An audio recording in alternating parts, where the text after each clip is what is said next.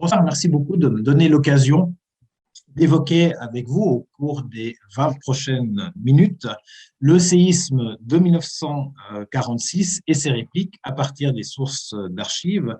Je vais le faire à travers 5 axes. Tout d'abord, une présentation rapide du contexte, puis je vais évoquer les traces qu'il en subsiste à travers les documents d'archives du point de vue de 3 éléments. Tout d'abord, les traces sur les bâtiments et les conséquences pour la nature. Ensuite, la réaction de la population par rapport à ces tremblements de terre de 1946. Et enfin, troisième et dernier élément, la mise en place des secours. Vous voyez ici aussi, à travers cette évocation, les 3 axes vraiment les conséquences, la réaction de la population et la mise en place des secours. Et puis, dans l'intervalle, également la réaction de la population. Alors, le 25 janvier 1946, à 18h32, un tremblement de terre secoue une très grande partie du Valais.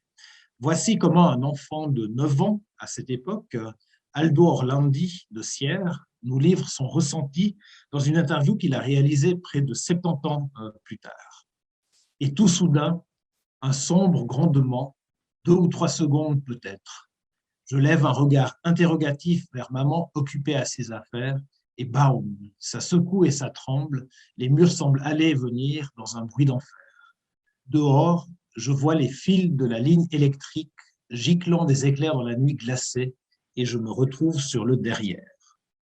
À l'instar de la feuille d'avis de Lausanne, qui fait un point de la situation à Sion, eh bien, la presse va en faire ses gros titres dès le lendemain. Je cite donc cette feuille d'avis de Lausanne. Nous apprenons qu'à Sion, un petit enfant qui se trouvait dans la rue au moment du tremblement de terre a été grièvement blessé à la tête par la chute d'une tuile. Il a reçu les soins de monsieur le docteur Aymon dans le café du Vieux-Valais. Un consommateur a été blessé par des bris de glace au cuir chevelu. Des témoignages de ce type, nous en conservons aujourd'hui des dizaines. Ceci ne diffère du reste guère de ce que nous donne à voir les actualités récentes aux 4 coins de la planète. Et ce qui est vraiment interpellant, c'est ces similitudes entre la réaction de la population en 1946 et celle que l'on peut constater à l'heure actuelle. Alors, le séisme du 25 janvier 1946 est le séisme le plus fort recensé au XXe siècle dans les Alpes suisses. Sa magnitude est estimée à 5,8, non pas sur l'échelle de Richter, mais selon la magnitude du moment. Ce séisme fait suite au séisme du 25 juillet 1855 dans la région de Viège, qui est le séisme le plus fort des 300 dernières années. Alors, seuls 2 tremblements de terre précurseurs d'une magnitude de 3 ont été signalés en fin d'année 1945, les 10 et 13 novembre 1945 pour être plus précis. Et à l'exception de ces 2 secousses, l'activité sismique est plutôt calme dans les mois qui précèdent. En revanche, cette activité va être vraiment très soutenue après le séisme du 25 janvier 1946, puisque le sismographe de l'Observatoire de Neuchâtel enregistre près de 517 répliques jusqu'à la fin de l'année 1946. La plus importante de ces répliques a lieu le 30 mai, soit le jour de l'Ascension, et il y a également 2 autres répliques importantes, le 26 janvier et puis le 4 février 1946. Comme je l'ai dit, la réplique du 30 mai est la plus forte, avec une magnitude de 5,5. Elle va notamment provoquer l'éboulement du site des eaux froides dans la région du Rabil, comme nous le verrons tout à l'heure. Et le graphique que vous avez à l'écran nous montre d'ailleurs un nombre très élevé de répliques, je dirais, durant tout le premier semestre 1946, puis une baisse continue des secousses à partir de l'été. Alors, le séisme de 1946 provoque le décès de 4 personnes. 2 femmes succombent à Sierre et à Molins à la suite d'une crise cardiaque, tout comme un enfant malade à Natters. Et élément dramatique, une personne est par ailleurs écrasée par le poids de sa voiture à Aix-les-Bains. En fait, cette personne changeait la roue de son véhicule et le cric a cédé et la voiture a écrasé cette personne. Mais ce chiffre de 4 personnes est un chiffre, je dirais, à minima. Et dans le cadre de la préparation de l'exposition Tremblay-Valaison, qui accompagne cette série de commémorations de 2021, eh bien, nous avons appris qu'une dame et son enfant à naître étaient décédés. Donc, on voit que ce chiffre de 4 personnes est vraiment un chiffre à minima. Mais comme le précise le sismologue Frédéric Montandon, le tremblement de terre a certes fait malheureusement plusieurs victimes, mais sans qu'aucune d'entre elles n'ait été atteinte par des fragments de maçonnerie. Le séisme a également fait un certain nombre de blessés, comme nous avons pu le voir tout à l'heure avec le témoignage de cet enfant soigné par le docteur Aymon à Sion. Mais dans la plupart des cas, heureusement, les blessures sont légères. Seules 2 personnes doivent être hospitalisées. Les dégâts, pour leur part, se montent à 5 200 000 francs, soit environ 25 millions de francs à l'heure actuelle. Alors, comparaison n'est pas raison dans cette circonstance par rapport à l'heure actuelle, puisque la plaine du Rhône était très peu habitée à la fin de la Seconde Guerre mondiale et il n'est pas remis en doute que les dégâts auraient été beaucoup plus nombreux si la densité était telle que de nos jours. Voilà donc pour ces quelques éléments de contexte que je vais bien évidemment compléter dans les minutes qui suivent par d'autres éléments. Alors, lorsqu'on s'intéresse au séisme de 1946, eh bien, de quel type de sources est-ce que l'on dispose? En fait, on se rend compte que le travail de l'historien est vraiment assimilable à celui d'un enquêteur ou d'un journaliste. L'historien ou l'historienne va partir à la recherche de témoignages, écrits ou oraux, qui vont lui permettre de restituer au mieux un événement et son contexte. Et la pelote de documents qu'il va pouvoir dérouler peut être, selon les circonstances, plus ou moins longue. Alors pour cela, l'historien va compter sur le travail de documentaliste réalisé par l'archiviste. Mais il y a un constat qui est implacable. Plus les faits sont éloignés, moins la documentation est importante. Je prendrai simplement un exemple. Dans le cadre des pandémies, on sait qu'il y a différentes pandémies qui ont affecté le Valais à travers les âges. Sur la peste noire qui a lieu au milieu du XIVe siècle, eh bien, nous conservons à l'heure actuelle une série de 30 testaments qui concernent la région de Saint-Maurice. Pour la grippe espagnole de 1918-1919, nous conservons au contraire des sources officielles de l'État du Valais, des communes valaisannes, ainsi qu'un certain nombre de sources privées. Et si on devait aujourd'hui archiver eh bien, la documentation de la pandémie de coronavirus, à ces 2 typologies de sources, on pourrait également ajouter à la fois les archives des médias, presse écrite, radio et télévision, ainsi que toutes les archives liées à Internet, au web et aux réseaux sociaux. Alors, sur le séisme de 1946, quelles sources conservons-nous à l'heure actuelle? Tout d'abord, les sources que je qualifierais de sources officielles. Ces sources émanent des organisations publiques qui gèrent collectivement les conséquences des crises majeures de la société, telles que les séismes. En Valais, ces sources officielles proviennent à la fois de l'État et également des communes. Et on y retrouve 3 types de sources: l'organisation des secours, l'organisation de l'aide aux victimes et l'organisation de la reconstruction. Vous avez ainsi pour l'État du Valais l'estimation des dégâts qui émanent du département des finances, la répartition des indemnisations et puis la correspondance qui a été adressée au Conseil d'État. Et puis, au niveau des communes valaisannes, eh bien, vous avez l'estimation des dégâts, essentiellement du reste, les dégâts dus aux bâtiments et les dégâts à la nature. Il y a notamment le cas de la commune d'Hérémence qui a conservé une documentation vraiment très riche sur les dégâts aux bâtiments et à la nature dans cette qu'on peut aussi remarquer, c'est que la répartition de ces sources entre le canton et les communes permet du reste de deviner en filigrane la répartition des tâches entre les différentes collectivités publiques.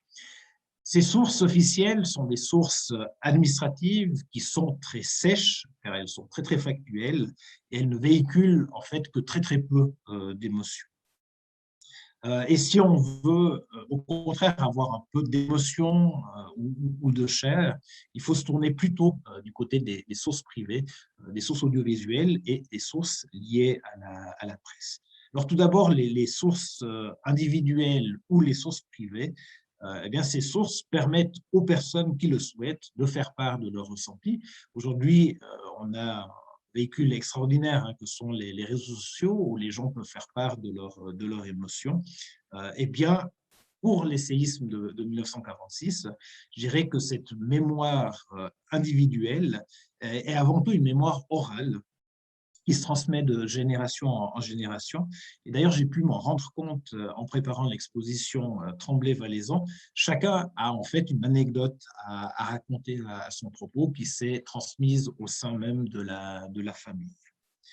Par rapport à ces sources orales, j'aimerais souligner deux initiatives de collecte de cette mémoire orale qui doivent être signalées. D'une part, celle qui a été réalisée par Pierre-Marie Épinay, voici quelques années, d'une part, et d'autre part, l'initiative lancée par le Centre interdisciplinaire de recherche sur la montagne dans le cadre de la préparation de Tremblay-Valaison, où le CIRM a pu recueillir un certain nombre de témoignages collectés durant, du reste, la pandémie de Covid-19. La documentation privée écrite est en revanche très pauvre, contrairement à la grippe espagnole que je citais tout à l'heure, pour laquelle nous disposons de nombreux écrits du fort privé. Peu de mises par écrit du ressenti sont disponibles pour les séismes de 1946, que ce soit à travers des correspondances ou alors à travers des journaux intimes. De même, du point de vue des sources audiovisuelles, je dirais que le constat est similaire. Un photographe, Raymond Schmitt, et on peut lui rendre hommage, a parcouru le Valais à la suite du séisme du 25 janvier et il nous a laissé une documentation importante que vous aurez d'ailleurs l'occasion de découvrir dans les minutes qui viennent. Et nous devons vraiment lui en savoir gré d'avoir réalisé ce travail de documentation. Mais c'est vraiment le seul photographe qui a réalisé ce travail. À ces sources photographiques s'ajoutent également des reportages des actualités de la télévision suisse. Enfin, la presse est une source précieuse qui permet de combler les lacunes des sources privées.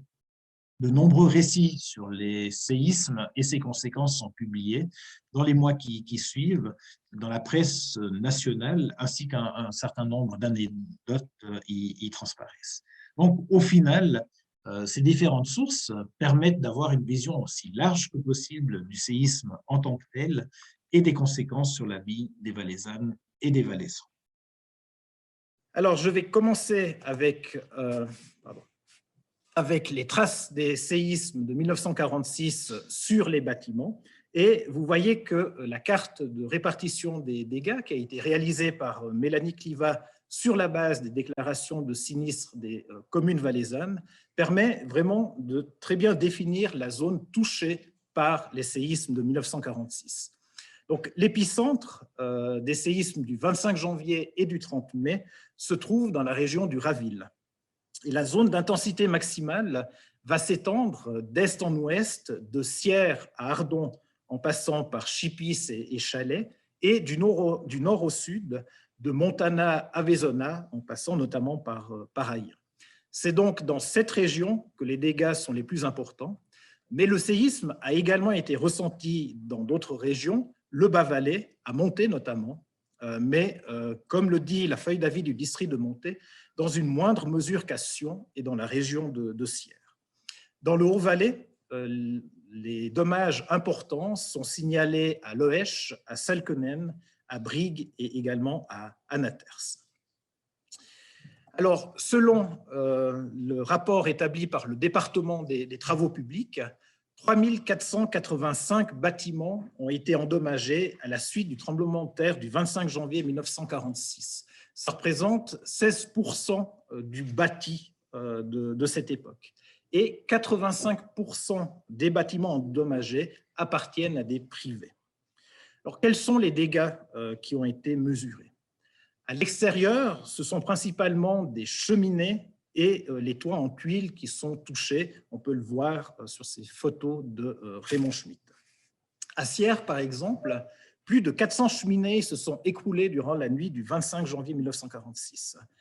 De nombreuses façades sont également fissurées d'un bout à l'autre du canton. Et la feuille d'avis de Lausanne rapporte qu'à Vétro, une maison était si lézardée que la lumière apparaissait entre les fissures. Un communiqué envoyé par le service sismologique suisse au début février 1946 mentionne néanmoins que les dégâts sont surtout visibles à l'intérieur des maisons. Donc, il s'agit là aussi, la plupart du temps, de fissures dans les murs et dans les plafonds. D'ailleurs, certains plafonds se sont effondrés, notamment dans un café à Sierre ou au cinéma Luxe à Sion. Et d'après les journaux, un escalier se serait même écroulé à Chipis. Mais au final, seule une minorité de maisons s'est retrouvée inhabitable pendant quelque temps. Les églises et les chapelles sont particulièrement touchées par les dégâts. L'exemple le plus emblématique, vous le savez toutes et tous, reste sans doute l'effondrement de la voûte de l'église de Chipis le samedi 1er juin 1946. C'est assurément la forte réplique du jeudi de l'Ascension qui a définitivement fragilisé l'édifice et provoqué cet effondrement, heureusement en dehors des offices, puisqu'il a eu lieu à 5 heures le soir. Et ce qui est intéressant, c'est que dernièrement, dans le cadre de mes activités professionnelles, j'ai eu la chance de rencontrer une des nièces du desservant de Chipis, et elle me racontait que son oncle était resté vraiment stoïque et flegmatique, et il était dans le cœur au moment de l'effondrement. Il a pu rapidement se mettre, heureusement pour lui, à l'abri. Donc au total, ce sont 96 églises et chapelles qui vont subir des dommages. C'est notamment le cas à Échol, à Sierre, à Chalais ou à Monté, où la croix de granit a lourdement chuté, non pas au sol, heureusement, mais sur le péristyle, sur le toit du péristyle. Et pour les églises, les dommages vont de simples fissures à l'effondrement de certaines voûtes, on l'a vu à Chipis, ainsi qu'à la dislocation de quelques flèches d'église, par exemple à Montana. Et d'ailleurs, Maurice Zermatten va écrire à ce sujet dans la feuille d'avis du district de Monté que, je le cite, « Pendant des mois, presque tous nos clochers disparurent dans les cages métalliques des échafaudages tubulaires », à l'instar du clocher de la cathédrale de Sion que vous pouvez voir ici. Donc, au final, comme je l'ai dit, ce sont 16% du parc immobilier cantonal qui ont été touchés. Alors, qu'est-ce que l'on constate au-delà des dégâts mentionnés au cours des dernières minutes? Eh bien, les dégâts aux bâtiments vont logiquement diminuer avec l'éloignement de l'épicentre. Ainsi, dans les districts de Sion et de Sierre, les coûts dépassent 500 francs par bâtiment en moyenne, alors que dans les districts de Saint-Maurice ou de Brigue, ils ne sont que de quelques francs par bâtiment. La réduction des coûts n'est d'ailleurs pas linéaire. Les districts dont une large portion du bâti se trouve en plaine, notamment les districts de Sion, de Sierre et de Brigue, présentent des dommages par bâtiment beaucoup plus élevés que les districts de montagne, notamment l'Entremont ou Conches. Et on mesure à ce propos l'importance de l'effet de site. On parlera très certainement, Georgie, dans quelques minutes. En fait, dans les sédiments de la plaine, meubles de la plaine, la stabilité des bâtiments est bien plus faible que dans les contextes rocheux du coteau ou de la montagne. Alors, les séismes de 1946 ont laissé non seulement des traces sur les bâtiments, mais ont également provoqué des dégâts à la nature. Alors, ces conséquences ou ces dégâts sont provoqués soit par le séisme lui-même. Vous voyez ici notamment une fente dans le sol qui a été photographiée dans la plaine de Granges. Il y en avait également dans la région du Raville, soit par les phénomènes qui s'ensuivent. Par exemple, des avalanches sont signalées entre Brigue et Domodossola, dans le Leuchtental, dans le massif des Diablerets, ou encore à la tête du Géant, près de Morgin. Le séisme va de même causer des glissements de terrain sur les rives de la Lienne, en détruisant, comme on peut le voir sur cette photographie de droite, plusieurs hectares de forêt. Les chemins de fer près d'Aigle sont également perturbés par un phénomène similaire. Des éboulements sont en outre recensés. J'ai déjà eu l'occasion de mentionner le plus important d'entre eux. C'est celui du Scie des Eaux Froides dans la région du Raville qui a lieu le 30 mai 1946. En fait, c'est une masse de 5 millions de mètres cubes de roches qui va se détacher de la montagne pour terminer sa course sur les alpages de Serein et de Ravoinay. L'éboulement va détruire des chalets ainsi qu'une partie de la forêt et va même provoquer le comblement du lac du Luché. Fernand Nanchaine de Lens se rappelle du reste que la poussière produite par l'éboulement est restée presque une semaine au-dessus de l'alpage de Serein, et c'est ce que confirme cette photographie qui a été prise par Raymond Schmitt. Les éboulements sont aussi signalés dans le Val d'Anniviers où quelques moutons décèdent après avoir été atteints par des rochers. Et puis à Savièse, c'est un gros bloc, le clocher de Dorbagnon, qui se détache d'une paroi et vient s'arrêter dans le lit de la Morge. Intéressons-nous maintenant aux réactions de la population face au séisme.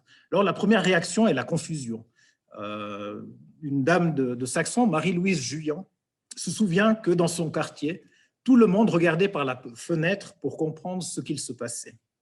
Dans les heures qui ont suivi le séisme du 25 janvier, de nombreux habitants sont sortis de chez eux par crainte que les bâtiments ne résistent pas à une nouvelle secousse qui pourrait être plus forte que la première. À Salkenen, le Walliser Bote rapporte que certaines personnes ont passé la nuit à l'extérieur. Les répliques qui surviennent tout au long de l'année 1946 maintiennent également la crainte au sein de la population. Une personne de Sierre, Gilbert Felet, explique par exemple que dans les mois qui ont suivi le séisme, sa mère lui demandait tous les soirs de préparer un baluchon au cas où il devrait sortir de la maison. Albert Meyer, âgé de 12 ans en 1946, est de même traumatisé, on le voit dans cette situation. Actuellement, dès que ça bouge un peu, plus de 70 ans après, c'est terrible, ça me donne un sentiment d'angoisse, parce qu'au moment où la terre tremble, les poteaux électriques tremblent aussi, et les fils se touchent et ça fait des éclairs. Alors on ne savait plus ce que c'était, et on a pensé que c'était la fin du monde. C'est terrible, je ne souhaite à personne de voir ça. Et alors, des entreprises ne vont pas hésiter à profiter ou à jouer, en tous les cas, sur la crainte ambiante pour faire de la publicité pour leurs services, telle la construction de chalets anti-tremblement de terre par l'entreprise Bûchard et Mabillard à Letron. On parle beaucoup aujourd'hui des fake news, mais les fake news ne datent pas d'aujourd'hui et des rumeurs vont émerger au milieu de toute cette incertitude. Certaines personnes vont par exemple prétendre que des secousses plus fortes que celles du 25 janvier sont annoncées pour le lendemain. Vachard, le confédéré, n'hésite pas à dire que l'on pouvait voir ce jour-là vers 11 heures les employés d'État quitter gravement leur bâtiment pour s'en aller mourir en famille. Un certain Max Arnold Hefti, pour sa part, annonce que le séisme est une conséquence de l'écrasement d'une météorite sur le massif des Diablerets. Et la patrie valaisanne va résumer très bien l'état d'esprit d'une partie de la population dans son édition du 29 janvier, je cite, « Des gens qui n'ont de la physique pas la plus atomique notion donnaient des explications scientifiques, entre guillemets, et se livraient au jeu, pas du tout anodin vu l'état des esprits, des funestes prédictions. Je ne fais aucune difficulté à reconnaître les qualités divinatoires du radiesthésiste rouillé. Mais vrai ou supposé, je trouve qu'on accorda ces jours-ci un crédit exagéré à ces prédictions. Jamais je n'en avais tant entendu sur les fameux lacs souterrains sur lesquels nous voguons, paraît-il. Comme cette autorité paraissait insuffisante, on invoqua celle du professeur Picard, moins sujette à caution. Le brave savant a dû être fort étonné d'apprendre qu'il avait prédit 2 ou 3 catastrophes pires que la première. Il ne faut pas trop s'en étonner, nous dit monsieur le curé de Chalais. J'arrive à Réchy, samedi soir vers 6 heures, pour entendre les confessions. Les gens se précipitent vers moi. Est-ce vrai, monsieur le curé, que vous avez annoncé une forte secousse pour ce soir? Le brave pasteur se hâta de démentir. Au prix d'un mensonge, il lui achetait des confessions sincères et des repentirs ardents. Pour en revenir à Picard, malgré le démenti officiel au crier public, les gens à la fois tenaces ne purent se résoudre à douter des prédictions qu'ils n'avaient pas faites. Il devait y avoir, selon ses dires, une forte secousse samedi à 13 heures.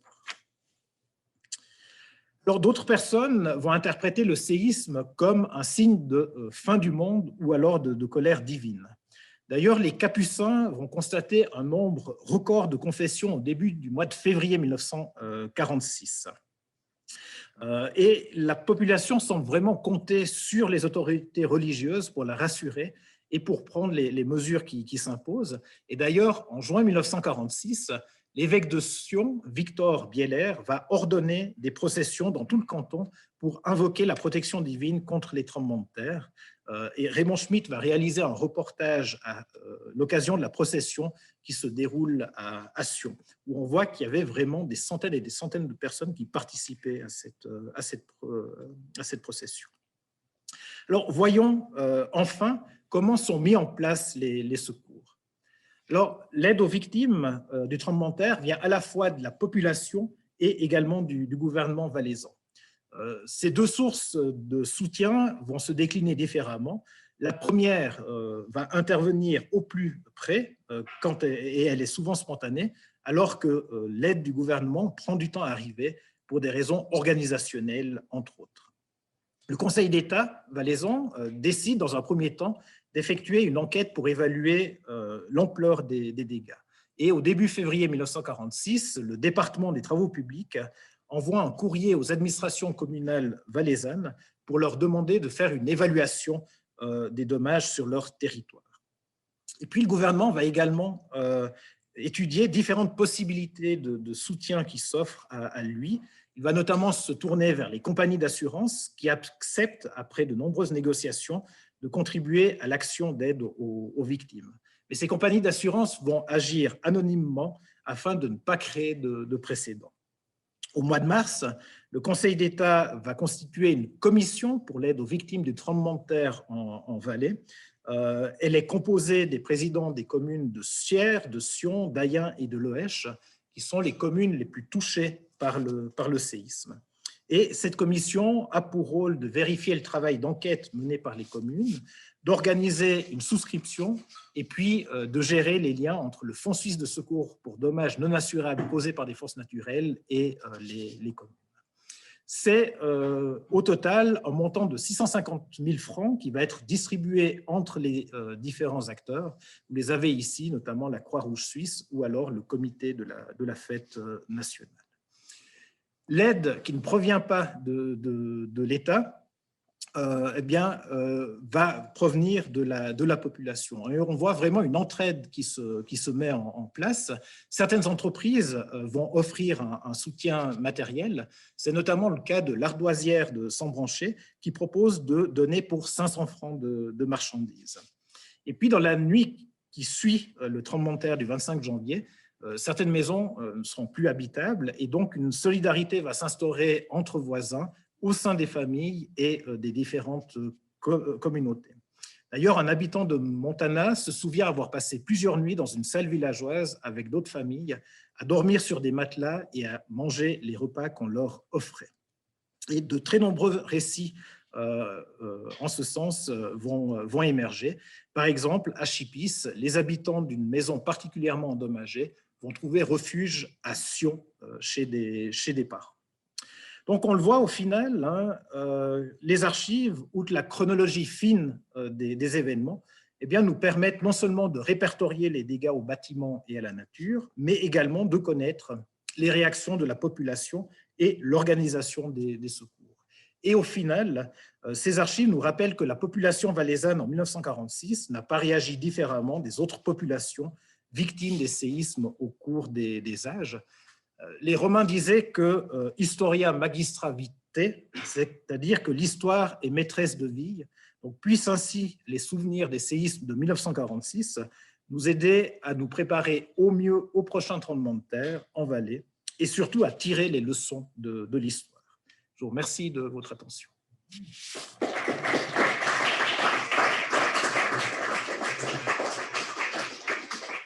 Bonsoir, mesdames et messieurs.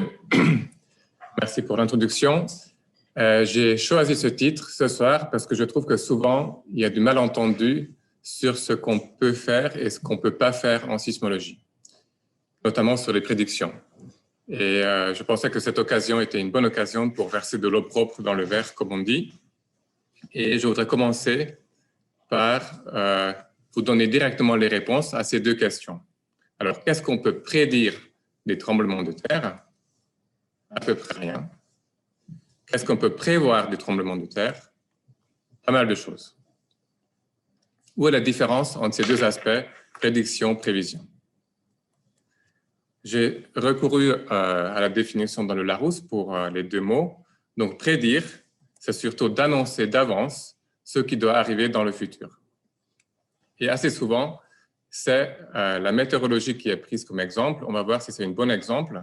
Ici, vous voyez l'image de la météo que j'ai prise la veille, le jour où j'ai préparé ma présentation. Et sur cette image de Météo 6, ce que vous pouvez voir, c'est qu'ils disent qu'il fera 15 degrés à Sion et que le soir, il va pleuvoir.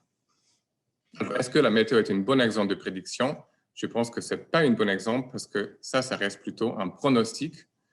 Vous pouvez voir que pour la température, il y a cette zone rouge autour de la ligne rouge qui fait que les températures prévues sont approximatives et que même pour le soir, autour de ces blocs bleus pour la pluie, il y a une barre d'erreur et des incertitudes. Ça veut dire qu'il ne va pas forcément pleuvoir, c'est juste une prévision. Alors, qu'est-ce qui se passe pour les questions de prédiction? C'est la question la plus souvent posée par des journalistes et par la population. Si on peut prédire le prochain grand séisme? Ma réponse, malheureusement, c'est non. On a une assez bonne idée des zones de la Terre qui sont actives, où l'activité sismique est régulière, même répétitive. Par contre, sur le temps, le moment où le prochain séisme va arriver, nous n'avons aucun indice. Et alors, la question rebondit en général, qu'est-ce qui se passe avec toutes ces nouvelles sur les animaux qui se comportent bizarrement avant les séismes? Qu'est-ce qui se passe avec l'émission de radon du sous-sol, avec la corrélation avec les superlunes, les lumières qui sont observées et d'autres signaux électromagnétiques qui sont observés? Ensuite, les secousses prémonitoires. Qu'est-ce qu'il y a avec ces observations? Eh bien, si on fait le catalogue de ces observations, on peut dire que ces phénomènes existent bel et bien, mais ils ne sont pas réguliers, ils sont occasionnels. Et comme c'est occasionnel et pas fiable, on ne peut pas baser une alerte sur ces observations. Parce qu'ils vont survenir peut-être une fois sur 2 ou une fois sur 10, et on ne peut pas donner une alerte dans ce cas-là à la population. Alors venons maintenant à la prévision. Contrairement à la prédiction, dans la définition ici, vous pouvez peut-être lire qu'il s'agit de penser que quelque chose va arriver. Surtout la deuxième définition, il nous dit que prévoir, c'est de concevoir quelque chose par la pensée et l'envisager comme possible. Et c'est ce qu'on fait en général en sismologie. On essaie de donner des probabilités ou des estimations qui sont basées sur deux groupes de choses. La première, c'est des observations des événements passés, qu'ils soient sismologiques avec des instruments modernes, qu'ils soient géologiques pour les temps lointains ou qu'ils soient historiques sur les décennies et des siècles passés. Et le deuxième pilier pour ces estimations, c'est des modèles physiques dans lesquels on essaie de comprendre comment la Terre fonctionne, comment ces tremblements de terre se créent et se propagent. On fait des calculs parfois avec des gros ordinateurs pour calculer ces scénarios, y compris les incertitudes. Lors du colloque en janvier, J'ai déjà présenté certains aspects qui étaient trouvés par ces observations. Je reviens rapidement sur 3 points importants. Premier exemple, c'est que pour les séismes qui se passent dans les Alpes, on n'a jamais vu un séisme plus important que magnitude 7 sur 1000 ans d'histoire. Donc, ça veut dire que quand même, sur 1000 ans, on a une bonne idée de ce qui se passe. On ne peut pas s'attendre à quelque chose de plus important que ça. Ensuite, pour les répliques, en général, les répliques ont des magnitudes plus faibles que le choc principal et le plus gros des répliques est une magnitude en moins que le choc principal. C'est une règle qui se suit assez bien. Et finalement, comme vous avez pu voir dans la première présentation, les répliques sont plus en plus rares dans le temps suite au choc principal. Alors, qu'est-ce que c'est que cette fameuse magnitude? Elle est représentée ici par des disques dont la surface correspond à l'énergie libérée par des séismes de différentes tailles. Donc, la plus petite, si vous avez le bon œil, il est de magnitude 2, 3, 4, 5 et 6. Et en fait, cette surface correspond au changement d'énergie. Donc, pour passer d'une magnitude 4 à une magnitude 5, il faut multiplier l'énergie par un facteur 32 et ensuite 32 fois de plus pour passer aux magnitudes 6. C'est une échelle qui s'appelle une échelle logarithmique. Ça peut représenter des variations énormes dans la quantité d'énergie. Donc, facteur 32 pour l'énergie, pour passer d'une unité à l'autre. En termes de vibration au sol, c'est une multiplication par 10. Donc, si votre maison est subie à une magnitude 4 ou 5, les vibrations au sol seront changées d'un facteur de 10. Heureusement, il y a une autre loi, une autre observation empirique qu'on peut présenter sur les magnitudes, c'est que plus c'est grand, plus c'est rare. Et donc là, le facteur multiplicatif, c'est un facteur 10. Donc sur une région donnée et sur un intervalle de temps relativement long, si on fait les moyennes, pour 10 séismes de magnitude 5, on aura un séisme de magnitude 6. Et puis aussi 100 séismes de magnitude 4.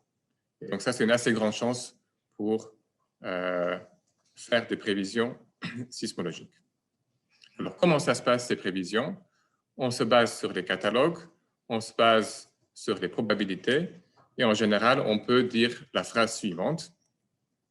La probabilité d'un séisme de magnitude donnée dans une région donnée d'ici un temps donné sera de tel et de tel chiffre. Prenons comme exemple un séisme de magnitude 6 dans le Valais d'ici 100 ans. Quelle sera sa probabilité?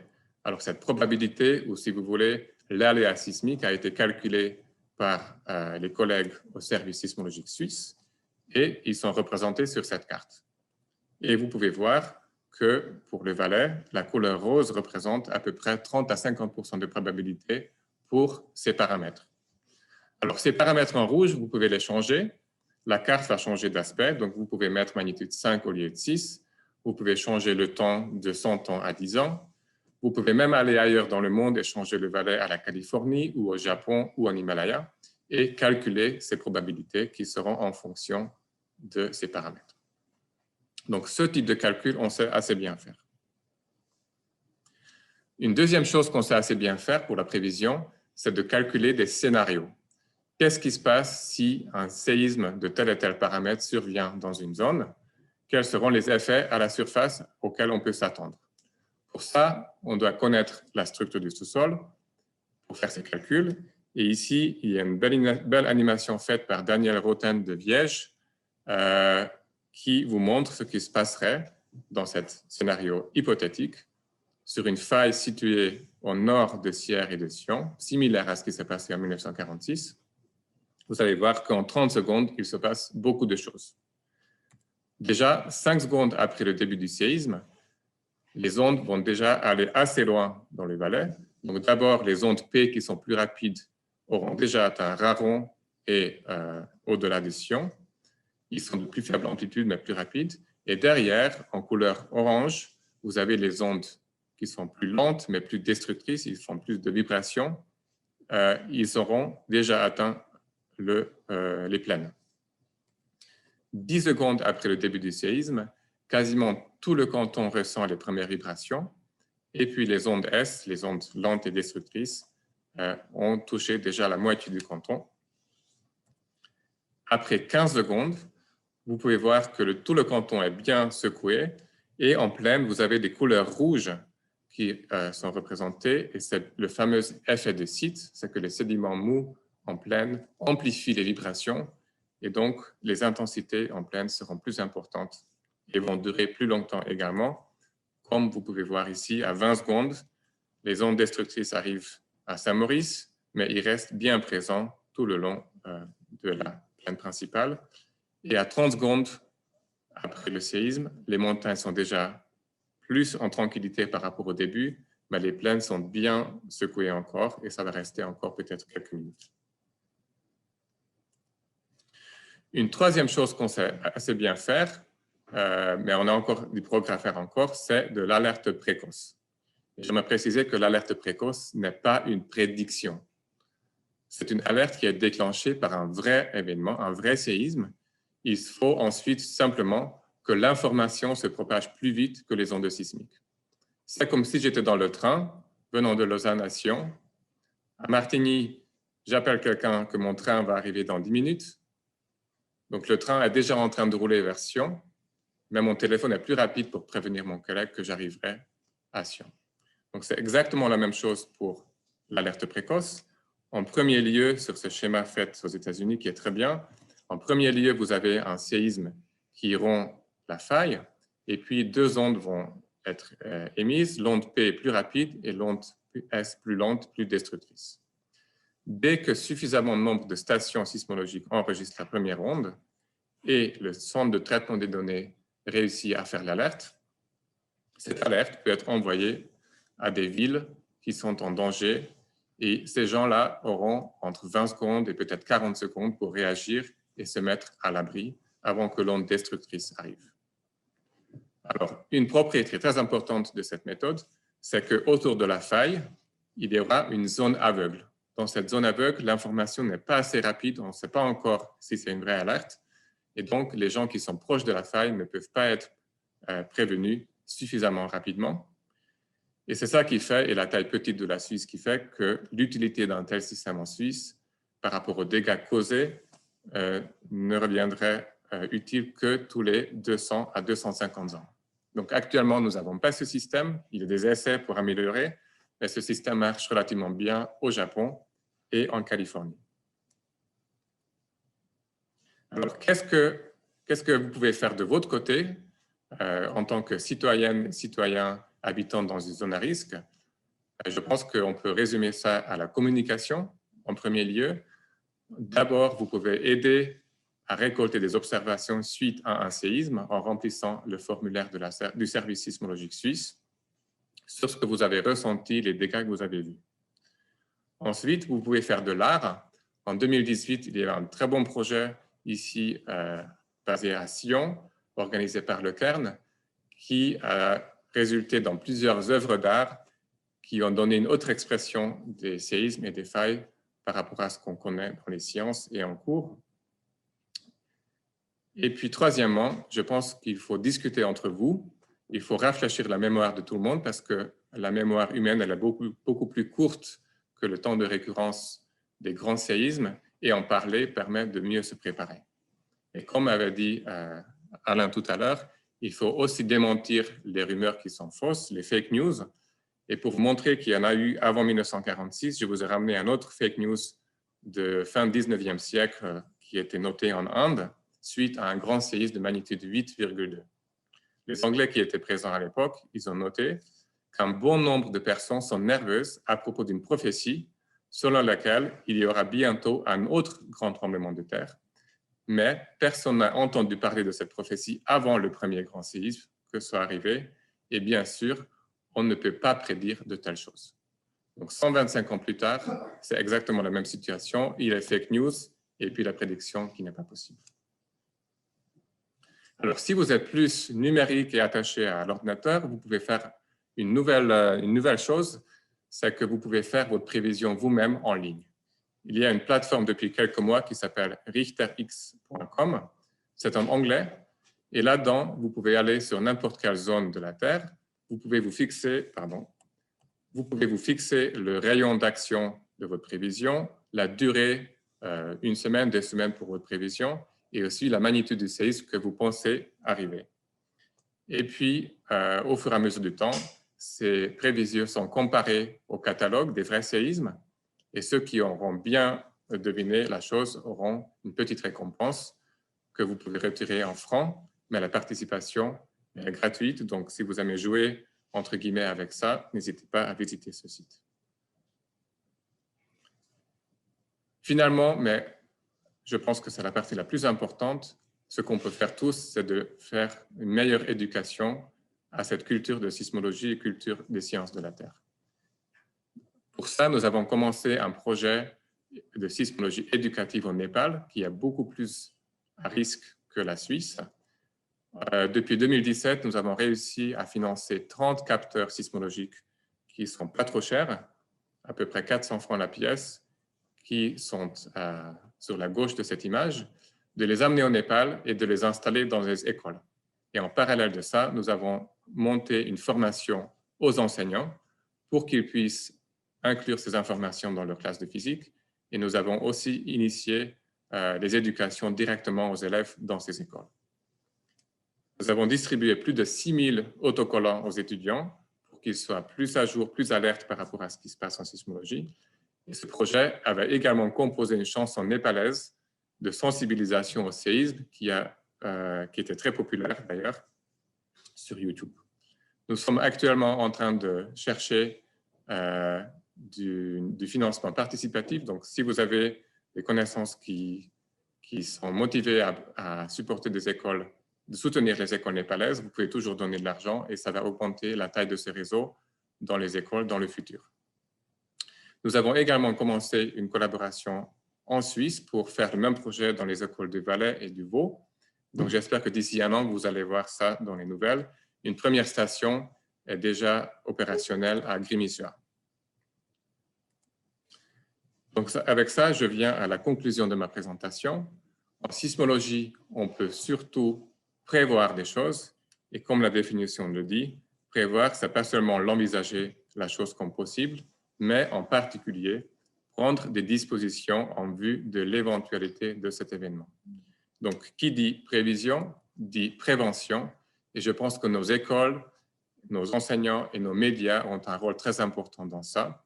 J'espère qu'avec cet rafraîchissement, cet rappel après 75 ans après le séisme de 1946, ça va prendre un nouvel élan.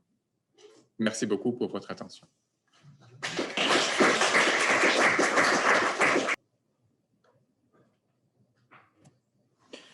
Voilà, bonsoir à toutes et à tous. C'est pour moi un tout grand plaisir que de me retrouver ici parmi vous. Et je vais vous présenter les travaux, ou plutôt les mesures de prévention et de préparation qui ont été prises au niveau de notre canton face aux risques sismiques. L'Observatoire cantonal des risques a mis en évidence que le tremblement de terre constituait le plus grand risque naturel auquel est exposé le canton du Valais. Les données autant scientifiques qu'historiques, on les a vues tout à l'heure, concourent pour prédire la survenance quasi certaine d'un événement majeur avant la fin de ce siècle. Le Valais doit donc se préparer à un séisme majeur, sans oublier que cet événement est absolument imprévisible. Il n'autorise aucun temps de réaction, contrairement par exemple à une situation d'intempérie où on voit arriver la pluie, on voit monter le niveau du Rhône et on peut mettre en place des mesures de protection. Dans le tremblement de terre, tout sera dit en quelques minutes. Le canton du Valais a établi en 2013 un concept cantonal appelé cockpit. Il vise à mettre à disposition des autorités communales et cantonales une doctrine doublée d'un catalogue de mesures dans le but de se préparer au mieux à limiter les effets désastreux d'un séisme majeur. C'est sur les deux premiers éléments, soit la prévention et la préparation, que va se concentrer ma présentation de ce jour. Les domaines dans lesquels des mesures de prévention doivent être prises peuvent être classifiés en deux catégories. On distingue d'abord les mesures techniques, dont la pleine efficacité ne sera avérée qu'à long terme. On peut les résumer, si vous voulez, par la mise en application des normes sismiques strictes dans la construction. Et la deuxième catégorie regroupe des actions d'information et de sensibilisation, par exemple des actions de sensibilisation aux propriétaires pour les sensibiliser à la nécessité d'assainir sismiquement leur ouvrage, ou d'autres actions, des actions de sensibilisation de la population afin de susciter un comportement adéquat en cas de tremblement de terre et d'améliorer ainsi la protection personnelle. Vu le temps qui est à ma disposition, je vais mentionner uniquement les mesures les plus importantes qui ont été mises en place en Valais depuis plusieurs années. Dans ce cadre, différents partenaires et spécialistes travaillent en étroite et agréable collaboration. La commission sismique cantonale regroupe notamment l'organe cantonal de conduite, qui est chargé de l'élaboration de ce plan séisme et de la coordination de tous les acteurs. Il y a le service de la mobilité, responsable notamment du domaine post-sismique, le service des forêts, des cours d'eau et du paysage par sa section des dangers naturels, le service de l'enseignement pour la prévention auprès des écoles valaisannes, le centre pédagogique de prévention des séismes, j'y reviendrai tout à l'heure, et également différents partenaires externes. Nous avons des experts du domaine privé, nous travaillons avec l'Office fédéral de la protection de la population, l'Office fédéral de l'environnement, le service sismologique suisse de l'EPFZ, etc. En 2003, la Société des ingénieurs et architectes, SIA, a édicté de nouvelles normes antisismiques. Le canton du Valais a fait œuvre de pionnier dans ce domaine, puisqu'il a introduit comme premier canton suisse, en 2004, des obligations, non pas des recommandations, mais des obligations dans sa nouvelle loi sur les constructions. En résumé, si vous voulez, toute nouvelle construction, ainsi que les assainissements et transformations d'immeubles, lorsque la structure du bâtiment est modifiée, doivent être soumises aux normes antisismiques. Parce que n'oublions pas que lors d'un tremblement de terre, c'est le bâti qui tue. C'est le bâti, lorsque toutes ces infrastructures s'effondrent, qui tue, et non pas le séisme. Les administrations cantonales et communales ont également été sensibilisées à cette problématique. Par exemple, au niveau du canton du Valais, les bâtiments qui rassemblent une forte population, je pourrais citer notamment les collèges ou le bâtiment de la police cantonale, sont maintenant aux normes antisismiques. Et une sensibilisation des propriétaires est en cours de lancement. Un projet pilote a été lancé en collaboration avec la ville de Sion afin de sensibiliser les propriétaires aux caractéristiques parasismiques de leurs biens. Comment est-ce qu'on s'y prend? Eh bien, un questionnaire d'auto-évaluation de la vulnérabilité sismique a été développé. L'intention est de mettre ce questionnaire à disposition de tout à chacun, online, et ceci permettra aux propriétaires de se faire une idée des caractéristiques sismiques de leur bâtiment. Mais pour l'heure, je rappelle, il n'existe aucune obligation légale pour forcer les propriétaires à assainir leurs biens aux normes sismiques, aux normes antisismiques.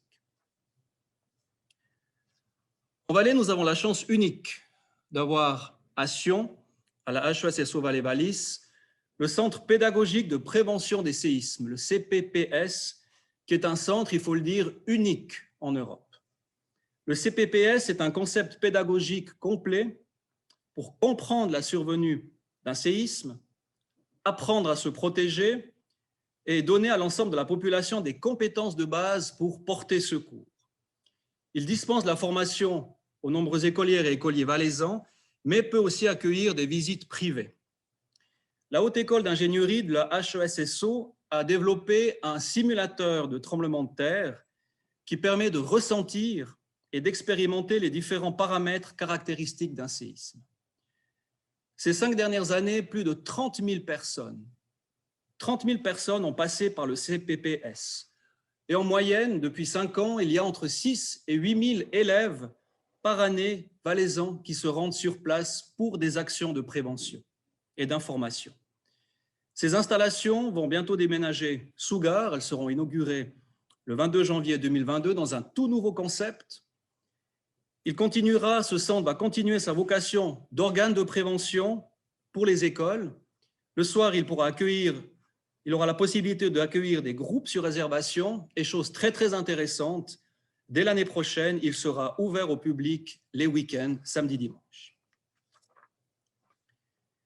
Voici un exemple concret de prévention et un exemple surtout de collaboration étroite entre différents partenaires.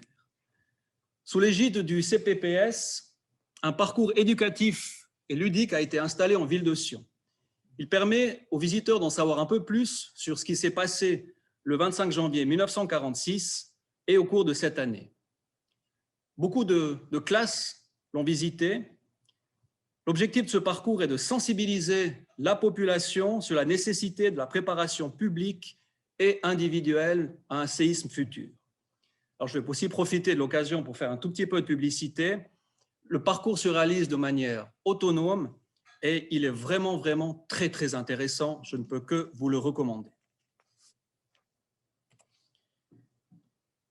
La préparation face à un événement sismique, vous l'aurez tous compris, est une phase indispensable et incontournable. Cette préparation consiste à mettre en place des dispositions et des mesures préparatoires qui permettent ou qui permettront de conduire le plus efficacement possible l'intervention post-sismique après le séisme, de façon à sécuriser dans les meilleurs délais les personnes, le bâti et les infrastructures. Dans ce cadre, il s'agit notamment de répertorier les besoins et les moyens. Qu'avons-nous à disposition sur place? Quels moyens avons-nous dans les premières heures? De quoi avons-nous besoin? De mettre en place une organisation résiliente pour conduire une intervention, de connaître et mettre en réseau les différents partenaires concernés, d'établir des planifications coordonnées et de mettre en place et exercer les collaborations et les procédures. Et comment est structurée la conduite en cas de crise dans notre canton du Valais? Depuis 2013, il y a une nouvelle loi cantonale, la LPPEX, la loi sur la protection de la population en cas de crise. Et cette loi définit les domaines de compétences pour l'alerte, pour le secours, pour l'assistance, pour le sauvetage. Chaque commune ou regroupement de communes dispose d'un état-major de crise appelé état-major communal de conduite. Et c'est cet organe qui est chargé, à l'échelon communal, d'assurer la conduite de l'intervention sur son territoire. Au niveau du canton, c'est l'OCC, l'organe cantonal de conduite, qui a la mission non seulement de la coordination de tous les moyens cantonaux, ainsi que des moyens, des renforts que nous allons recevoir depuis l'extérieur, mais aussi de la conduite et de la gestion de crise. Et dans tous les cas, on pourra compter sur des forces et des moyens de premières interventions. J'aimerais citer la police cantonale, l'organisation cantonale des secours, le 144, les corps de sapeurs-pompiers qui sont répartis sur tout le canton, la protection civile valaisanne qui dispose de groupes d'intervention rapides, le GIR, qui est équipé en conséquence, et ces groupes peuvent être alarmés très, très rapidement. Et aussi les services techniques, que ce soit au niveau du canton, via le service de la mobilité, qui est réparti sur tout le territoire cantonal, respectivement au niveau communal avec les spécialistes. Dans la formation des ingénieurs post-sismiques, le Valais a une fois de plus fait preuve d'initiative. En collaboration avec la Haute École d'ingénierie et d'architecture de Fribourg, une formation continue post-sismique a été mise sur pied il y a quelques années et intégrée au CAS en génie parasismique. Mais pourquoi cette formation? Pourquoi? Parce qu'après un séisme, il est extrêmement important de pouvoir évaluer l'habitabilité des immeubles touchés. Ces spécialistes post-sismiques viennent sur place, analysent le bâtiment, donnent un préavis qui permettra aux personnes évacuées de réintégrer ou non leur logement en toute sécurité, et ce malgré la survenance des répliques ultérieures. Si vous voulez, on fait un bilan de l'état de l'immeuble pour savoir si ces structures sont encore porteuses et surtout si on peut encore y habiter. À présent, ce mandat, c'était le canton du Valais qui gérait cette thématique. Ce mandat a été remis maintenant à l'Office fédéral de la protection de la population. Et c'est cet office qui est responsable de coordonner et de poursuivre le développement de la méthodologie et de la formation des spécialistes post-sismiques au niveau suisse. Et je crois que c'est une très, très bonne chose. Car en cas de tremblement de terre, la région touchée, que ce soit le Valais, que ce soit Bâle, que ce soit ailleurs, aura un fort, fort besoin de spécialistes qui proviennent de toute la Suisse et pas uniquement de son propre canton. Il faut aussi savoir que cette méthodologie suisse d'analyse post-sismique a été éprouvée et a été validée sur des zones d'intervention réelles à l'étranger, en l'occurrence en Italie. Les spécialistes ont été sur place, les experts du privé ont été sur place pour comparer ce que font les Italiens, pour comparer notre méthode. Et maintenant, au niveau suisse, les fiches suisses se basent sur le modèle développé par le Valais, comme je l'ai dit tout à l'heure, en étroite collaboration avec des experts de l'ingénierie civile. Nous devons nous préparer au niveau cantonal et communal avec différentes planifications. J'en cite que quelques-unes.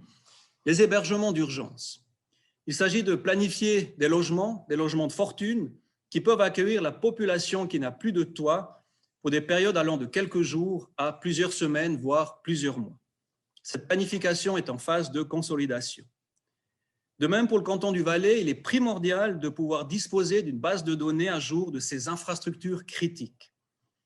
Les infrastructures critiques, même en cas de séisme, doivent pouvoir continuer de fonctionner. Je pense par exemple aux voies d'accès, aux ponts, aux entreprises productrices d'énergie, aux grands distributeurs privés. Et dans ce cas, nous collaborons étroitement avec les propriétaires et les exploitants, car il est nécessaire de connaître les qualités parasismiques des infrastructures critiques qui sont sises sur notre territoire. Le Valais reste la région qui présente le danger sismique le plus élevé en Suisse. Et comme l'a présenté mon prédécesseur, nous devons également connaître la constitution de notre sous-sol pour garantir une bonne construction parasismique, car les données servent de base pour le calcul des sollicitations en cas de séisme. Il faut connaître, si vous me passez l'expression, la composition du sous-sol et son comportement lors d'un séisme, car tout ceci aura des conséquences sur le dimensionnement des mesures de construction parasismique. Dans ce cadre, les microzonages sismiques relèvent d'une grande importance.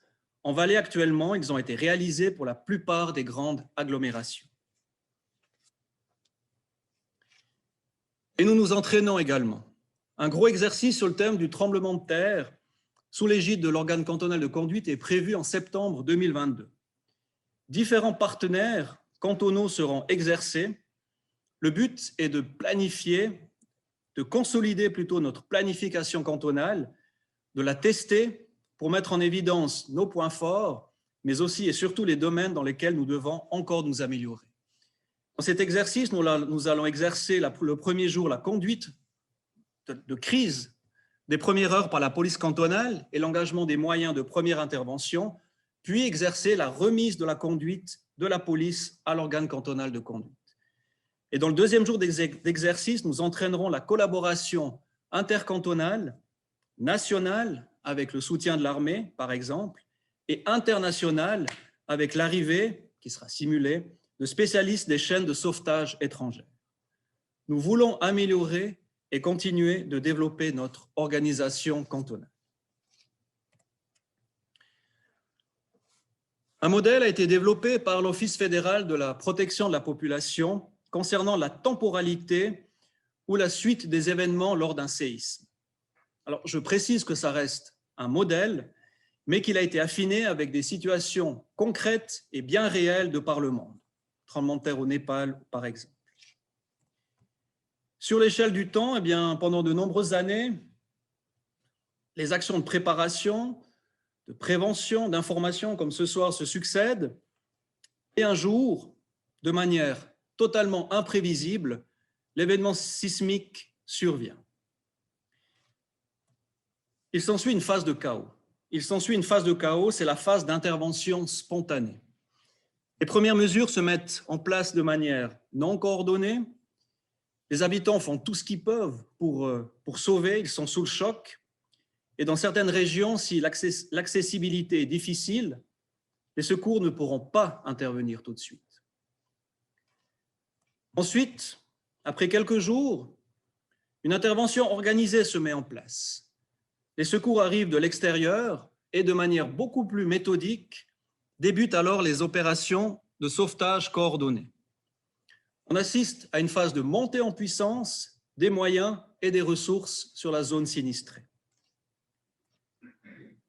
La phase de remise en état va prendre plusieurs semaines. Il faudra notamment rétablir les infrastructures touchées par le séisme, les ponts, les voies d'accès, les infrastructures importantes comme les fournisseurs d'énergie, l'eau, l'aéroport, les voies CFF, etc. Et ensuite, s'ensuit la phase de reconstruction qui, elle, prendra plusieurs années. J'ai eu la chance de prendre part en 2017 à la délégation technique auprès de la protection civile italienne. Nous sommes rendus à Amatrice et Norcia. C'était une région qui a été durement touchée par 3 séismes consécutifs de grande importance entre 2016 et 2017.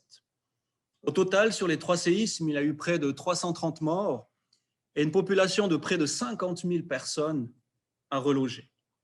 La comparaison était intéressante car les constructions sur place sont comparables à certains cœurs de nos villages. Il faut aussi savoir qu'en Italie, ils ont une autre organisation. En Italie, il y a une direction de conduite et de contrôle que l'on appelle le DICOMAC du département de la protection civile italienne qui règle et qui coordonne à l'échelon national depuis Rome toutes les situations sismiques du pays. L'Italie a mis en place des structures opérationnelles, mais surtout permanentes, pour faire face à un tel événement. Et malgré cet état de préparation élevé, il faut quand même du temps en Italie pour acheminer l'aide externe sur le lieu du sinistre. Je vous donne quelques chiffres concrets qui nous ont été rapportés par les sauveteurs, par l'organisation sur place. La prise en charge des blessés, naturellement, immédiatement, la population est sortie. Il y avait un immense nuage de poussière, comme sur le Raville à l'époque. Un immense nuage de poussière. Les gens n'arrivaient pas, bien sûr, les réverbères ne marchaient plus, les gens n'arrivaient plus à s'orienter. La population a essayé de donner les premiers secours avec d'autres intervenants, dont la police et les sapeurs-pompiers. Les services de secours ont mis 1 jour pour accéder sur place. Au niveau de l'approvisionnement, il a fallu compter sur 2 jours. Pendant 2 jours, la population n'a pu compter que sur ce qui était disponible sur place pour boire, pour manger et pour survivre. Les renforts externes sont arrivés sur place après 3 jours. Les spécialistes post-sismiques, ces ingénieurs qui viennent regarder si les maisons tiennent encore debout et puis si on peut encore habiter, ont été détachés sur place 2 semaines après le séisme. Ce qui veut dire que les gens, pendant ces 2 semaines, n'ont pas pu retourner dans leur maison. Ce qui veut dire également que des hébergements d'urgence ont dû être trouvés. Par contre, la police était très rapidement sur les lieux pour assurer la sécurité. Le dispositif a été mis en place dans les 12 heures. C'est vrai que beaucoup de rôdeurs, si vous me passez l'expression, ont été aperçus dans les heures qui ont suivi le séisme sur place, avec peut-être pas forcément des bonnes intentions, et cette anecdote est authentique. À moyen terme, l'activité économique a été fortement touchée. Imaginez, les infrastructures sont fortement endommagées. Et puis, des zones rouges ont été déterminées et dans certaines régions, ça restera inhabitable pour des périodes de 10 à 15 ans. Et pour nous, quel enseignement pouvons-nous en tirer?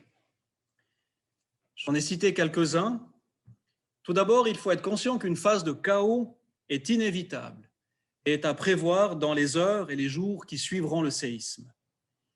Lors d'une gestion de crise, on le sait, plus l'organisation de secours en amont sera préparée et entraînée, plus courte sera cette phase de chaos. Nous devons donc nous entraîner et continuer dans ce sens. Il faudra établir des planifications qui sont axées sur des éléments clés: l'eau, les soins, l'assistance, les sauvetages en surface, la sécurité sur les zones impactées et l'information à la population qui a vécu un véritable traumatisme et qui a peur.